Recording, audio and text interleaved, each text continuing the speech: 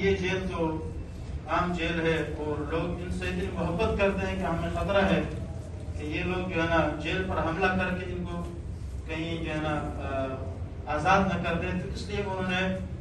ان کو ایک برفیلا ایک جزیرہ تھا جس کو مالٹا کہا جاتا ہے، علاقے کا نام تھا، اس جزیرے میں ایک بڑا جیل تھا خفیہ، وہاں پر ان کو قید کر دیا۔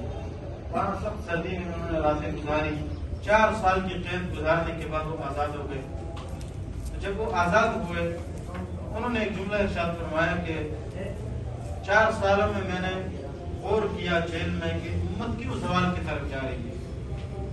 امت کے زوال کی طرف جانے کی کیا وجہ ہے، کیوں یہ عروج نہیں پکڑ رہی ہے؟ تو انہوں نے کہا کہ 2 وجہ میرے سامنے آئی، ان میں سے ایک وجہ تو یہ ہے کہ امت قرآن سے دور ہے،